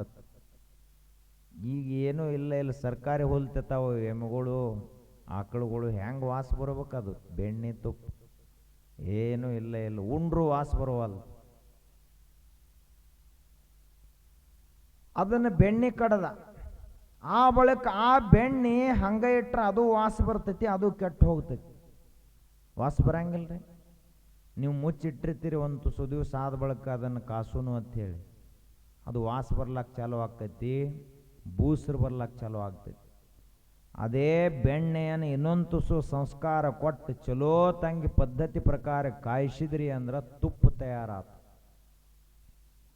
ಘೃತ ತಯಾರಾಯ್ತು. ಆ ತುಪ್ಪ 10,000 ವರ್ಷಗಳವರೆಗೆ ಇಟ್ಟರು ಕೂಡ ಕೆಡಂಗಿಲ್ಲ ಅಂತ ಕೆಡಲಾರದ ವಸ್ತು ತಯಾರಾತು. ಎಲ್ಲಿತ್ತದು ತುಪ್ಪ? ಕೆಡುವಂಥ ಹಾಲಿನೊಳಗ ಇತ್ತು, ಕೆಡುವಂಥ ಮೊಸರಿನೊಳಗ, ಮಜ್ಜಿಗೆ ಒಳಗ, ಬೆಣ್ಣೆ ಒಳಗನ ಆ ತುಪ್ಪ ಅಡಗಿತ್ತು. ಆದ್ರೆ ಅದನ್ನ ಯಾವಾಗ ನಾವು ಸಂಸ್ಕಾರ ಕೊಡ್ತಾ ಹೋದೇವಿ ಅವಾಗ ಕೆಡಲಾರದಂಥ ತುಪ್ಪ ತಯಾರಾಯಿತು. ಬಲ್ಲವರೊಡನೆ ಸಂಗವ ಮಾಡಿದಡೆ ಮೊಸರು ಹೊಸೆದು ಬೆಣ್ಣೆ ತೆಗೆದುಕೊಂಬಂತೆ. ತಿಳಿದವರ ಜೊತೆಗೆ ಇದ್ದೀವಂದ್ರ ಕೆಡಲಾರದಂಥ ಜ್ಞಾನೋದಯ ನಮಗಾಗುತ್ತದೆ, ಜ್ಞಾನ ಸಿಗುತ್ತೈತಿ. ಅದಕ್ಕೆ ಹೇಳ್ತಾರ, ತಿಳಿಲಾರ್ದವ್ರ ಜೋಡಿ ಮಾತಾಡೋಕ್ಕಿಂತ ತಿಳಿದವ್ರ ಜೋಡಿ ಜಗಳವೇ ಲೇಸು ಅಂತ ಹೇಳ್ತಾರೆ. ತಿಳಿದವರು ಬೇದರನು ಏನೋ ಬುದ್ಧಿಹೀನ ಅಂತ ಇಷ್ಟ ಬೈತಾರ ಅವ್ರು. ನೀವು ತಿಳಿಲಾರ್ದವ ಬೇಲಕತ್ತ ಅಂದ್ರೆ ಮುಗ್ದ ಹೋದ ಕೆಲಸ ಕಿವಿ ಮುಚ್ಕೋಬೇಕು, ಕಾಟ್ ಬೈತಾನ. ಇವ ಬೇಯ್ಬೇಕತ್ತ ಬೈತಾನ, ತಿಳಿದವರು ನಾವು ಸುಧಾರಣೆ ಆಗಲಿ ಅಂತ ಬೈತಾರವ್ರು. ಆದ್ದರಿಂದ ಬಲ್ಲವರೊಡನೆ ಸಂಘವನ್ನು ಮಾಡಬೇಕು. ಮುಂದೆ ಹೇಳ್ತಾರ, ನಿಮ್ಮ ಚನ್ನಮಲ್ಲಿಕಾರ್ಜುನ ದೇವ ನಿಮ್ಮ ಶರಣರ ಸಂಘವ ಮಾಡಿದಡೆ.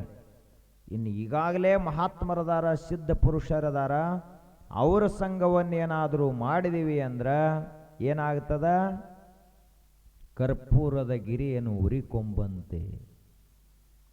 ಸಾಧು ಸತ್ಪುರುಷರ ಸಂಘ ಮಾಡಿದ್ರ, ಮಹಾತ್ಮರ ವಾಣಿಯನ್ನ ಕೇಳಿದ್ರೆ ಏನಾಗ್ತದ ಅಂತ ಕೇಳಿದ್ರ, ಕರ್ಪೂರದ ಗಿರಿಗೆ ಒಂದು ಸ್ವಲ್ಪ ನಾವು ಅಗ್ನಿಸ್ಪರ್ಶ ಮಾಡಿದೀವಿ ಅಂದ್ರೆ ಬೂದಿ ಸಹಿತ ಉಳಂಗಿಲ್ಲ, ಅಷ್ಟು ಸ್ವಚ್ಛ ಆಗಿ ಹೋಗ್ತದೆ. ಬರೇ ಜ್ಯೋತಿಯೇ ಆಗಿ ಬೆಳಗ್ಗೆ ಹೋಗ್ತದ. ಪಾಪ ಪುಣ್ಯಗಳು ಉಳಂಗಿಲ್ಲ. ನ ಬಂಧುರ್ನ ಮಿತ್ರಂ ನ ಗುರುನೈವ ಶಿಷ್ಯ ಚಿದಾನಂದ ರೂಪ ಶಿವೋಹಂ ಶಿವೋಹಂ. ಅಹಂ ನಿರ್ವಿಕಲ್ಪೋ ನಿರಾಕಾರ ರೂಪೋ ವಿಭುರ್ವ್ಯಾಪ್ತ ಸರ್ವತ್ರ ಸರ್ವೇಂದ್ರಿಯಾಣಾಂ ನಚಾಸಂಗತಂ ನೈವ ಮುಕ್ತಿರ್ನ ಮೇಯಃ ಚಿದಾನಂದ ರೂಪ ಶಿವೋಹಂ ಶಿವೋಹಂ. ಏನು ಉಳಿತದಪ್ಪ ಅಂದ್ರ, ನಾನು ಮನುಷ್ಯ ಅಂತ ಉಳಂಗಿಲ್ಲ, ನಾ ದೇಹ ಅಂತ ಉಳಂಗಿಲ್ಲ, ನಾನು ಇಂಥವ್ರ ಸಂಬಂಧಿಕ ಅಂತ ಉಳಂಗಿಲ್ಲ, ನಾ ಹುಟ್ಟೇನಿ ಅಂತ ಉಳಂಗಿಲ್ಲ, ನಾನು ಸಾಯ್ತೀನಿ ಅಂತ ಉಳಂಗಿಲ್ಲ. ಕೇವಲ ಶಿವಸ್ವರೂಪವಾದಂಥ ಜ್ಯೋತಿ ಒಂದೇ ಉಳಿತದ. ಕರ್ಪೂರದ ಗಿರಿಯನ್ನು ಉರಿಕೊಂಬಂತೆ. ಅದಕ್ಕೆ ನಾವೆಲ್ಲ ಏನು ಮಾಡಬೇಕು? ಮಹಾತ್ಮರ ಸಾನ್ನಿಧ್ಯದಲ್ಲಿ ಇರ್ಲಕ್ಕೆ ಕಲಿಬೇಕು. ಟಿ ವಿ ನೋಡ್ಕೋತ ಕೂತ್ರಿ ಅಂದ್ರೆ ತಲೆ ಬಾದಕ್ಕತಿ. ಟಿ ವಿ ಸಂಘ ಮಾಡಿದವ ಯಾವ್ರೆ ಉದ್ಧಾರ ಆಗ್ಯಾನೆ? ಹೌದಪ್ಪ, ಟಿ ವಿ ನೋಡಿ ಇಂಥ ಒಬ್ಬ ದೊಡ್ಡ ಮಹಾತ್ಮ ಆಗ್ಯಾನಂತಿಲ್ಲ. ಧಾರಾವಾಹಿ ನೋಡಿ ಮನಿ ಒಡಿಲಾರ್ದ ಹಂಗದಾವತ್ತಿಲ್ಲ. ಹಂಗಾದ್ರೆ ನೀವೆಲ್ಲ ಧಾರಾವಾಹಿ ನೋಡೋದು ಅದಕ್ಕೆ ಮನಿ ಒಡೆದು ಎರಡು ಮಾಡೋ ಸಲುವಾಗಿ ಧಾರಾವಾಹಿ ನೋಡೋದು. ನಿಮ್ಮ ಜಗಳ, ಅತ್ತಿ ಸೊಸಿ ಜಗಳ ಈ ಧಾರಾವಾಹಿ ಬಂದ ಬಳಿಕ ಹೆಚ್ಚಾಗ್ಯಾವ. ಮೊದಲಿಟ್ಟಿದ್ದು ಒಂದು ಜಗಳ. ಅತ್ತಿ ಏನೋ ಒಂದು ಬೈದ್ರೂ ಸೊಸಿ ಸಹನ ಮಾಡಿಕೊಂಡು ಏನೋ ನಾನೇ ಎಲ್ರಿ ತಪ್ಪಿರಬೇಕು, ತಿದ್ಲಾಕ ಅವರು ಬೈತಾರ ಅಂತ ತಿಳ್ಕೊತಿದ್ರು ಮೊದಲು. ಈಗ ಏನ ಇವ್ರು ಅತ್ತಿ ಬೇಯ್ಲಾಕ ಬಾಯಿ ತೆಗೆದಿರ್ಬೇಕು, ಅಟ್ಟೊಟ್ಟಿಗೆ ತವ್ರ ಮನೆಗೆ ಫೋನ್ ಹೋಗಿರ್ತೈತಿ. ಇದನ್ನೆಲ್ಲ ಯಾರು ಕಲಿಸ್ರು? ನಿಮಗೆ ಜಗಳ ಗೊತ್ತಿಲ್ಲ, ಬೈಗಳ ಗೊತ್ತಿಲ್ಲ, ಮನೆ ಒಡೆದು ಎರಡು ಮಾಡೋ ಕಲಾ ಗೊತ್ತಿಲ್ಲ ಅಂದ್ರೆ ಧಾರಾವಾಹಿ ನೋಡ್ರಿ, ತಿಂಗಳದಾಗ ಮನೆ ಒಡೆದು ಎರಡು ಆಗ್ತೈತಿ.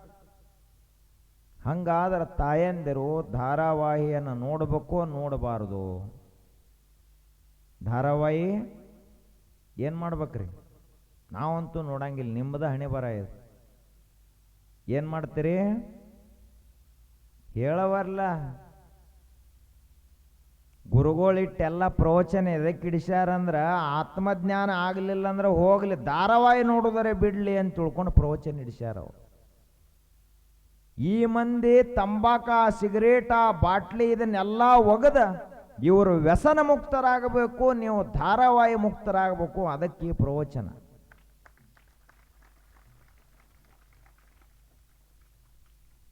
ಏನು ಮತ್ತೆ ಶಿವರಾತ್ರಿ ಆದ ಮರುದಿವ್ಸ ನೋಡ್ಕೋತ ಹೋಗುದು. ಶಿವರಾತ್ರಿ ತಕ್ಕ ಅಷ್ಟಲ್ಲ ನಿಮ್ಗ ನಮಗ ಭೇಟಿ. ಅಲ್ಲಿ ತಕ್ಕ ಹ್ಞೂ ಅಂದ್ರೆ ಮುಗಿದು ಹೋತು. ಅದಕ್ಕ ತಿಳಿದವರ ಸಂಘವನ್ನು ಮಾಡ್ಬೇಕು. ಏನು ಮಾಡಬೇಕತ್ತ ಜೀವನದಾಗ ಗೊತ್ತಾಗ್ತೈತಿ. ತಿಳಿಲಾರ್ದವ್ರು ದೋಸ್ತಿ ಮಾಡಬಾರ್ದು ಎಂದಿಗೂ. ಅವ್ರು ರೊಕ್ಕ ಕೊಟ್ಟ ದೋಸ್ತಿ ಮಾಡಪ್ಪ ಅಂದ್ರು ವಾಲ್ ಅನ್ಬೇಕು. ಇವರು ಕುಡುಕರು ಚಲೋ ಮನುಷ್ಯನ ಹೆಂಗೆ ಕೆಡಿಸ್ತಾರ ಅವರು? ನನ್ನ ಕೈಲೇ ನಾ ಹಾಕ್ತೇನೆ ರೊಕ್ಕ, ನಿನಗೆ ದೋಸ್ತಿ ಬೇಕೋ ಬ್ಯಾಡೋ? ಅವ್ರು ಕುಡುಕ್ರು ಷರತ್ತು ಹಾಕ್ತಾರ. ಯಾರಿಗೆ? ಕುಡಿಲಾರ್ದ ಮನುಷ್ಯ ಕುಡಿಲಾಕ ಕಲ್ಸವ್ರು. ಅವ್ರು ಹೆಂಗೆ ಕಲಿಸ್ತಾರ? ನಿನಗೆ ನಾ ಬೇಕೋ ಬ್ಯಾಡೋ ಮೊದಲನೇ ಪ್ರಶ್ನೆ. ಎರಡನೇದು, ನಿನ್ನ ಕೈಲೇ ನೀ ಹಾಕಬಾರ್ದು, ನನ್ನ ಕೈಲೇ ರೊಕ್ಕ ಹಾಕಿ ನಿನಗೆ ಕುಡಿಸ್ನು ಕುಡಿ ಅಂತ ಹೇಳ್ತಾನ. ಮೂರನೇದು ಹೇಳ್ತಾನ, ಇಟ್ಟೆಲ್ಲ ಹೇಳ್ತಾರ ಜಗತ್ತಿನೊಳಗ, ಬಹಳ ದೊಡ್ಡ ದೊಡ್ಡ ಮಂದಿ ಇಂದ್ರ ಕುಡ್ದಾನ ಚಂದ್ರ ಕುಡ್ದಾನ, ಇಲ್ಲಿ ಭೂಮಿ ಮೇಲೆ ಎಲ್ಲ ಸಾಹುಕಾರಗಳು ಕುಡಿತಾರ, ಡಾಕ್ಟರ್ಗಳು ಕುಡಿತಾರ, ಇಂಜಿನಿಯರ್ ಕುಡಿತಾರ, ದೇಶ ಆಳವ್ರು ಕುಡಿತಾರ, ಪೊಲೀಸರು ಕುಡಿತಾರ. ನಿನಗೇನಾಗಿತ್ತು ಹುಚ್ಚ, ಕುಡ್ದೆ ಅಂದ್ರೆ ತಲೆ ಆರಾಮಕ್ಕೈತಿ, ಕುಡಿ ಅಂತ ಹೇಳ್ತಾನ. ಯಾಕ? ತಿಳಿಲಾರ್ದವರ ಸಂಘ ಮಾಡ್ಯಾನ, ಅದಕ್ಕೆ ಕುಡಿಲಕ್ಕೆ ಹಚ್ಚಾರ ಅವರು. ಅವನು ಬೇಕಾದಷ್ಟು ಕರೆದರೂ ಕೂಡ, ದೋಸ್ತಿ ಮೇಲೆ ಪ್ರಮಾಣ ಮಾಡಿದರೂ ಕೂಡ ಆ ಕುಡುಕರ ದೋಸ್ತಿನ ಬೇಡ ಅಂತ ಬಿಡಬೇಕೇ ಹೊರತು ಎಂದಿಗೂ ಕುಡ್ದವ್ರ ಸಂಘ ಮಾಡಬಾರದು. ಯಾಕೆ ಅಂದ್ರ ಅವರು ತಿಳಿಲಾರದವ್ರು ಅದಾರ. ಅವ್ರಿಗೆ ಗೊತ್ತಿತ್ತಂದ್ರೆ ಅವ್ರ್ಯಾಕೆ ಕುಡಿತಿದ್ರು? ಅದಕ್ಕ ತಿಳಿಯಲಾರದವರ ಸಂಘವನ್ನು ಎಂದಿಗೂ ಮಾಡ್ಲಕ್ಕೆ ಹೋಗಬಾರದು. ಹಾಗಾದ್ರೆ ಯಾರ ಸಂಘ ಮಾಡಬೇಕು? ತಿಳಿದವರ ಸಂಘ ಮಾಡಬೇಕು. ಮುಂದೆ ಹೇಳ್ತಾರ, ತಿಳಿದವರ ಸಂಘನ ಯಾಕೆ ಮಾಡಬೇಕು? ಏನು ಲಾಭ ಆಕ್ಕತ್ತೆ ಅಂತದು? ನೀವು ಅಡಿಗೆ ಮನ್ಯಾಗ ಇರ್ತೀರಿ, ತಾಯಂದಿರು 1 kg ಟೊಮೆಟೊ ತಂದಿರ್ತೀರಿ ಸಂತ್ಯಾಗ. ಮನ್ಯಾಗಂತೂ ಬೆಳೆಯಂಗಿಲ್ಲ, ಅದಕ್ಕೆ ಸಂತಿದ್ ಹೇಳತ್ತೀನಿ ನಾನು. ಮೊದಲಿನ ತಾಯಂದಿರು ಏನು ಮಾಡ್ತಿದ್ರು, ಮನಿಗೆ 10 ಕಾಯಿಪಲ್ಲೆ ಮನೆ ಹಿತ್ತಲಾಗಿ ಬೆಳಿತಿದ್ರು. ಈಗ ಯಾರೇ ಬೆಳಿತೀರೇನು ನೀವು? ಏನೂ ಇಲ್ಲಿ ಇಷ್ಟು ಮಂದಿ ರೈತರಿದ್ದೀರಿ, ಎಲ್ಲ ಹೊಲದಾಗ ತ್ವಾಟಪಟ್ಟಿ ಒಳಗೆ ಮನೆ ಅದಾವು. ಆದರೂ ಸಂತಿ ಬತ್ತಂದ್ರೆ ಚೀಲ ತಗೊಂಡು ಸಂತಿಗೆ ಮತ್ತೆಲ್ಲರೂ ಒಂದೆರಡು ಹೀರಿಕಾಯಿ ಬೆಳ್ಳಕ್ಕಾಗೋದಿಲ್ಲ, ಸೌತೆಕಾಯಿ ಬೆಳ್ಳಕ್ಕಾಗೋದಿಲ್ಲ, ಗಾಜರಿಲ್ಲ, ಗೆಣಸಿಲ್ಲ, ಚೌಳಿಕಾಯಿ ಇಲ್ಲ, ಮೆಣಸಿಕಾಯಿ ಇಲ್ಲ, ಎಲ್ಲ ಸಂತ್ಯಾಗ ತಗೊಳ್ಳೋದಾದ್ರೆ ಮತ್ತು ಹೊಲಾರಿ ಅದಕ್ಕದಾವು. ಎಲ್ಲನ ಕೊಂಡ ತಗೊಳ್ಳೋದು ನಡೆದೈತಿ. ಒಟ್ಟು ಇದನ್ನೆಲ್ಲ ಏನು ನಾವು ಕೊಂಡು ತರ್ಲಾಕ್ ಚಾಲೂ ಮಾಡಿದೀವಲ್ಲ, ಔಷಧಗಳಿಗೆ ಸಹಿತ ಕೊಂಡು ತಗೋಬೇಕಾತ. ಇವ ನಾವು ಮನಿದ ಬೆಳೆದಿದ್ದೀವಿ ಕಾಯಿಪಲ್ಲೆ ಅಂದ್ರೆ ಔಷಧಗಳಿಗೆ ಗರಜು ನಮಗಿರಲಿಲ್ಲ, ಅವಶ್ಯಕತೆ ಇರಲಿಲ್ಲ. ಅದಕ್ಕೆ 1 kg ಟೊಮೆಟೊ ತಂದ್ರಿ ಅಂತ ಇಟ್ಕೊಳ್ಳೋನು. ಆ 1 kg ಟೊಮೆಟೊದೊಳಗೆ 1 ಟೊಮೆಟೊ ಕೆಟ್ಟಿತ್ತು ಅಂದ್ರೆ ನೀವೇನು ಮಾಡ್ತೀರಿ? ಕೆಟ್ಟದ್ದು ಪಟ್ನ ಅದನ್ನ ತೆಗೆದ ಕಸದ ಡಬ್ಬಿಗೆ ಹಾಕಿಬಿಡ್ತೀರಿ. ಯಾಕ? ಇಂದು 1 ಕೆಟ್ಟತಿ, ನಾಳೆ ಅನ್ನೋದ್ರಾಗ 2-3 ಕೆಡ್ತಾವ, ಇದ್ರ ದೋಸ್ತಿ ಮಾಡಿ ಅಂತ ನಿಮಗೆ ಗೊತ್ತಿರ್ತೈತಿ ಪಕ್ಕ. ಹಂಗ ನಮ್ಮ ಜೀವನದಲ್ಲಿ ಕೆಟ್ಟ ಮನುಷ್ಯರ ಸಂಘವನ್ನು ಮಾಡಿದೀವಿ, ಅವರ ದೋಸ್ತಿ ನಮಗಿತ್ತು ಅಂದ್ರೆ ನಾವು ಸಂಪೂರ್ಣವಾಗಿ ಕೆಟ್ಟು ಹೋಗ್ತೀವಿ. ಆದ್ದರಿಂದ ತಿಳಿಯಲಾರದವರ ಸಂಘವನ್ನು ಬಿಟ್ಟು ಬಿಡಬೇಕು. ತಿಳಿದವರ ಸಂಘದಿಂದ ಆಗುವ ಲಾಭ ಏನಪ್ಪ ಅಂದ್ರ ಜ್ಞಾನದ ದ್ವಾರ ತೆಗೆದು ಬಿಡುತ್ತದೆ. ಹಿಮಾಲಯದ ದ್ವಾರ ಯಾವುದು ಅಂದ್ರೆ ಹರಿದ್ವಾರ. ಹಿಮಾಲಯಕ್ಕೆ ಹೋಗ್ಯಾರಿಲ್ಲ? ಇಲ್ಲ. ಇನ್ನು ಹೋಗ್ತೇವಡ್ರಿ, ಹೋಗಿ ಬರ್ರಿ, ಒಂದು ದೇಶರೇ ನೋಡಿ ಬರ್ರಿ. ಇಟ್ಟೆಲ್ಲ ಸ್ವಾತಂತ್ರ್ಯ ಹೋರಾಟ ಮಾಡಿ ದೇಶಕ್ಕೆ 75 ವರ್ಷ ಆತಿಗೆ. ಸ್ವಾತಂತ್ರ್ಯದ ಅಮೃತ ಮಹೋತ್ಸವ 76ನೇ ವರ್ಷ ಚಾಲ್ತಿ ಒಳಗೈತಿ. ಇಟ್ಟಿದ್ರು ಇನ್ನು ನಮ್ಮ ಮಂದಿ ಗುಗುವಾಡ ಬಿಟ್ಟ ಹೋಗಲ್ಲ. ಏನಿದು ಗೂಗುವಾಡದಾಗ ಅಂಥದ್ದೇನು ಇಟ್ಟನೋ ದೇವ್ರಿಗೆ ಗೊತ್ತಿಲ್ಲ. ಆದರೆ ಈ ದೇಶ ನೋಡ್ಲಾರ್ದಂಗಂತೂ ಏನೂ ಇಟ್ಟಿಲ್ಲ. ಎಂಥ ಗಂಗಾ ನದಿ ಹರಿತೈತಿ, ಬ್ರಹ್ಮಪುತ್ರ ನದಿ ಹರಿತೈತಿ, ಹಿಮಾಲಯ ಐತಿ. ಆ ಬಳಿಕ ಪಂಜಾಬಕ್ಕೆ ಬಂದ್ರೆ ಸಮತಟ್ಟಾದ ಪ್ರದೇಶ. ನಿಮ್ಮ ಇಲ್ಲಿ ಭೂಮಿ ಹೆಂಗದಾವು? ಅಲ್ಲಿ ನೀರು ಬಿಟ್ರಿ ಅಂದ್ರೆ ಅದು ಮುಂದೆ ಆ ಕಡೆ ಹೊಕ್ಕೈತಿ. ನಿಮ್ಮ ಹೊಲದಾಗಂತೂ ನಿಂದ್ರಂಗಿಲ್ಲ, ಅಂಥ ಭೂಮಿ ಅದಾವು. ಪಂಜಾಬದಾಗ ಇಂಥ ಭೂಮಿ ಅದಾವು. ಒಂದು ಚರಿಗೆ ಇಟ್ರಿ ಅಂದ್ರೂ ಕೂಡ ಕಿಲೋಮೀಟರ್ ಗಟ್ಟಲೆ ಆ ಚರಿಗೆ ಕಾಣಿಸ್ತದ, ಅಷ್ಟು ಭೂಮಿ ಲೆವೆಲ್ ಐತೆ ಅಲ್ಲಿ. ಆ ಬಳಿಕ ಮಣ್ಣು ಎಷ್ಟೈತಿ ಅಂತ ಕೇಳಿದ್ರ 40-50 ಫೂಟ್ ಗಟ್ಟಲೆ ಮಣ್ಣದ. ಗಂಗಾ ನದಿಯ ಮಣ್ಣು, ಯಮುನಾ ನದಿಯ ಮಣ್ಣು, ಬ್ರಹ್ಮಪುತ್ರ ನದಿ, ಇದೆಲ್ಲದರ ಬಯಲು ಪ್ರದೇಶ ಐತಿ. ಫಲವತ್ತಾದಂಥ ಮಣ್ಣು ಐತಿ. ಇಡೀ ದೇಶಕ್ಕೆ ಎಷ್ಟು ಬೇಕೋ ಅಷ್ಟು ಗೋಧಿ ಬರೀ ಪಂಜಾಬದಾಗ ಒಂದರಾಗಿ ಬೆಳೀತಾರೆ, ಅಷ್ಟು ಫಲವತ್ತಾದ ಭೂಮಿ. ಆ ಬಳಿಕ ಈ ಕಡೆ ಎಲ್ಲ ರಾಜಸ್ಥಾನಕ್ಕೆ ಬಂದ್ರೆ ಒಂದು ರೀತಿ ಮರುಭೂಮಿ, ಅದೇ ರೀತಿಯಾಗಿ ಸಮುದ್ರದ ದಂಡೆಯಲ್ಲಿ ಒಂದು ರೀತಿ, ಕೆಳಗಡೆ ಹೋದ್ರ ಕನ್ಯಾಕುಮಾರಿ, ತಮಿಳುನಾಡ, ಕೇರಳದೊಳಗ ತೆಂಗಿನಕಾಯಿ ಬೆಳೀತಾರೆ. ಕರ್ನಾಟಕರೇ ನೋಡ್ರಿ, ನಿಮ್ಮ ಆಧಾರ್ ಕಾರ್ಡ್ ಬಹುಶಃ ಕರ್ನಾಟಕಕ್ಕೆ ಹೊಂತಾವೆಲ್ಲೂ ಗೊತ್ತಿಲ್ಲ, ಹೊಂತಿದ್ದು ಅಂದ್ರೆ ಪುಕಟ ಇಟ್ಟಾರಲ್ಲಿ ಅವ್ರು. ಕರ್ನಾಟಕರೇ ನೋಡಿ ಬರ್ಲಕ್ಕಾಕಿತ್ತು. ಯಾಕೆ ಅಂದ್ರ ದೇಶವನ್ನ ಸುತ್ತು ಇರಲಿಲ್ಲ, ಕೋಶವನ್ನ ಓದು ಅಂತ ಹೇಳ್ತಾರ. ಜ್ಞಾನ ಎರಡು ರೀತಿ ಆಕ್ಕತಿ ಮನುಷ್ಯ. ಒಂದು ಪುಸ್ತಕರೇ ಓದಬೇಕು, ಅವಾಗರೇ ಜ್ಞಾನ ಆಕ್ಕತಿ. ಎರಡನೇದ್ದು ದೇಶಾರೇ ತಿರುಗಾಡಬೇಕು, ಅವಾಗರೇ ಜ್ಞಾನ ಆಕ್ಕತಿ. ಇರ್ಲಿಲ್ಲಂದ್ರೆ ಮನುಷ್ಯ ಏನಾಗ್ತಾನಂದ್ರ ಕೂಪ ಮಂಡೂಕ, ಬಾವಿ ಕಾಪ್ಯಕ್ಕನ. ಜಗತ್ತಂದ್ರೆ ಬಹುತೇಕ ಬಾವಿ ಇದ್ದಷ್ಟ ಐತಿ ಅಂತ ಆ ಕಾಪಿ ತಿಳ್ಕೊಂಡಿತ್ತು. ಹಂಗ ನಾವು ಜಗತ್ತಂದ್ರೆ ಬಹುತೇಕ ಗೂಗುವಾಡದಷ್ಟ ಐತಿ, ಈ ಮಿರಜಾ ಇದೇನೈತಿಲ್ಲ ಇದೊಂದು ಜಿಲ್ಲಾ ಇಷ್ಟ ಐತೆ ತಿಳ್ಕೊಂಡಿದೀವಿ. ತುಸು ಹೊರಗೆ ಹೋಗಿ ನೋಡಬೇಕು, ಅವಾಗ ನಾವು ಹೆಂಗೆ ಬದುಕಬೇಕಂತ ಗೊತ್ತಾಗ್ತದೆ. ಹೆಂಗ ಹಿಮಾಲಯಕ್ಕ ಒಂದು ಹರಿದ್ವಾರ ಅನ್ನುವಂಥ ದ್ವಾರ ಬಾಗಲ ಐತಲ್ಲ, ಹಂಗ ನಾವು ಪರಮಾತ್ಮನ ದರ್ಶನ ಮಾಡ್ಕೋಬೇಕಂದ್ರ ದ್ವಾರ ಯಾವುದು ಅಂತ ಕೇಳಿದ್ರ ಮಹಾತ್ಮರನ್ನುವಂಥ ದ್ವಾರ ಅದ. ಸಂತರು, ಯೋಗಿಗಳು, ಸತ್ಪುರುಷರು ಅನ್ನುವಂಥವ್ರದಾರ. ಅವ್ರಿಗೆ ಹೋಗಿ ಭೇಟಿ ಆದೀವಿ, ಅವರ ದೋಸ್ತಿ ಮಾಡಿದೀವಿ, ಅವರ ಸಾಮೀಪ್ಯದಲ್ಲಿ ಸಾನ್ನಿಧ್ಯದಲ್ಲಿ ಇದ್ದೀವಿ ಅಂದ್ರ ಹೆಂಗ ದಾರ ಹೂವಿನ ಸಂಗ ಮಾಡಿ ದೇವರ ಕೊರಡಿಗೆ ಹಾರವಾಗ್ತದನೋ ಹಾಗೆ ನಾವು ಕೂಡ ಅರಿಯದ ಅಜ್ಞಾನಿ ಜನರು ಸಂತ ಮಹಾತ್ಮರ ಸಾನ್ನಿಧ್ಯದಲ್ಲಿ ನಾವು ಕೂಡ ಏನಾಗ್ತೀವಿ, ದಾರ ಇದ್ದಂಗ ನಾವು ಆ ಹೂವಿನ ಸಂಘವನ್ನು ಮಾಡಿ ದೇವರ ಕೊರಳಿಗೆ ಇರ್ತೀವಿ.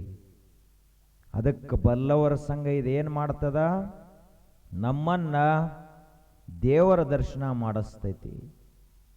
ಅದಕ್ಕೆ ನಾವು ಬಲ್ಲವರ ಸಂಘವನ್ನ ಮಾಡಬೇಕು, ಆವಾಗ ನಮ್ಮ ಜೀವನ ಸಾರ್ಥಕ ಆಗುತ್ತದೆ.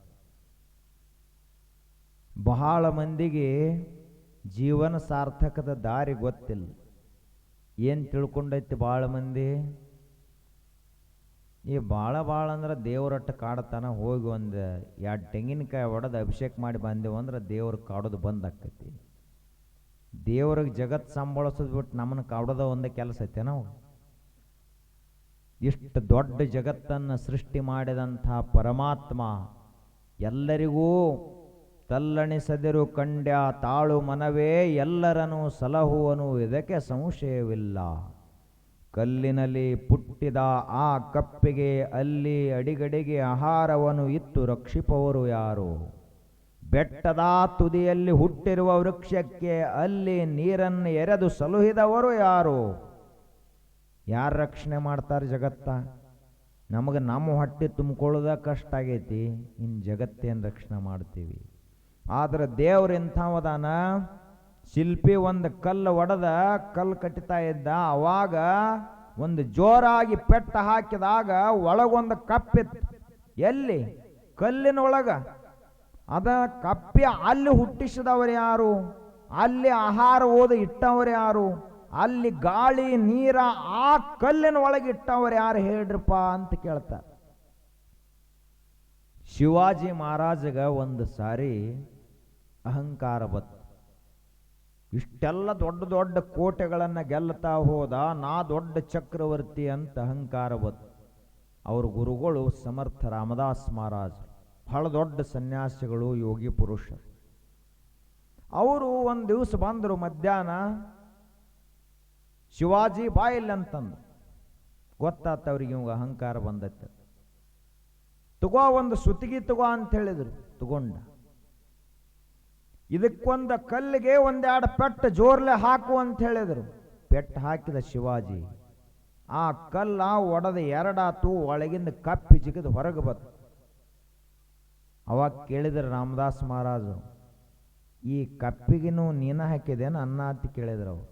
ಒಂದ ಮಾತು, ಇದಕ್ಕೆ ನೀರು ನೀನ ಕುಡಿಸಿದೇನು? ಇದಕ್ಕೆ ಅನ್ನ ನೀನ ಹಾಕಿದೇನು?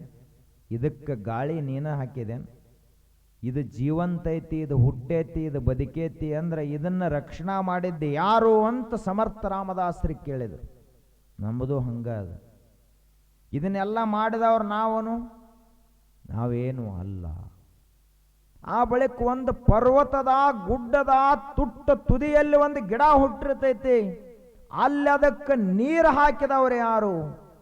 ಮನೆ ಮುಂದಿರೋ ಹೂವಿನ ಗಿಡಕ್ಕ ಹಣ್ಣಿನ ಗಿಡಕ್ಕ ನಾವು ನೀರು ಹಾಕಬಹುದು, ಫಲದಾಗಿದ್ರೆ ನೀರು ಬಿಡಬಹುದು, ಡ್ರಿಪ್ ಮಾಡಬಹುದು. ಆದ್ರ ಪರ್ವತದ ತುಟ್ಟ ತುದಿ ಮೇಲೆ ಐತಿ, ಅಲ್ಲಿ ಯಾರೂ ಏರ್ಲಾಕ ಆಗುವುದಿಲ್ಲ.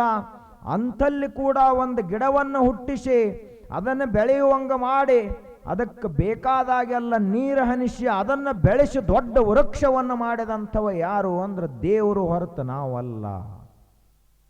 ಹಾಗಾದ್ರೆ ಇದನ್ನೆಲ್ಲ ಮಾಡವ್ರು ಯಾರಪ್ಪ ಅಂತ ಕೇಳಿದ್ರೆ ದೇವರೇ ಹೊರತು ನಾವೇನು ಅಲ್ಲ.